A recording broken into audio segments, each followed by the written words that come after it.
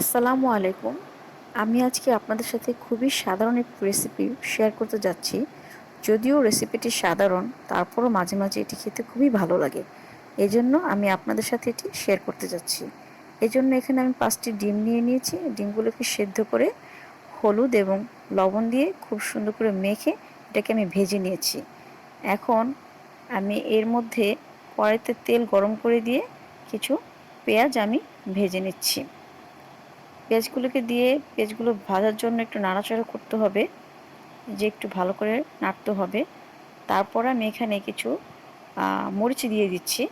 এটা হচ্ছে গিয়ে আমি যেহেতু এখানে কাঁচা মরিচটা বেশি অ্যাড করেছি, আমি এখানে শুকনো মরিচটা একটু কম দিব। এখানে আমি একটু আদা বাটা এবং হচ্ছে গিয়ে 2টা তেজপাতা দিয়ে দিয়েছি জাস্ট ফ্লেভারের জন্য। একটু নেড়েচেড়ে দিবেন, তারপরে পেঁয়াজটা একটু ভালো করে সেদ্ধ হওয়ার জন্য।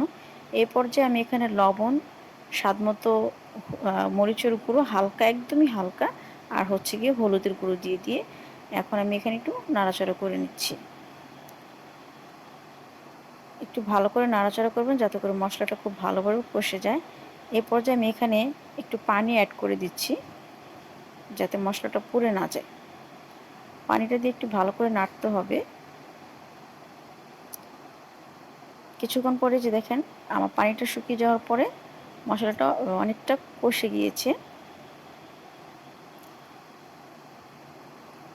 এ পর্যায়ে আমি ডিমগুলো দিয়ে দিব। ডিমগুলো দিয়ে ভালো করে এখানে একটু নাড়তে হবে।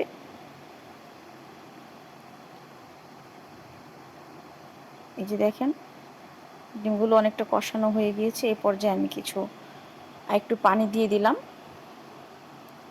পানিটাকে দিয়ে এখানে একটু নেড়ে চেড়ে দিব। তারপর এখানে একটু আমি ঢাকনি দিয়ে ঢেকে দিলাম।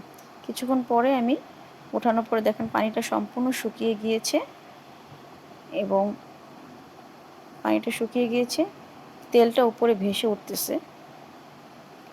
আমি এই পর্যায়ে রেখে দিব এভাবেই। তারপর কিছুক্ষণ পরে এসে দেখি সম্পূর্ণটাই পানি শুকিয়ে গেছে এবং এটা ডিমটা খাওয়ার জন্য সম্পূর্ণই প্রিপেয়ার্ড হয়ে গেছে।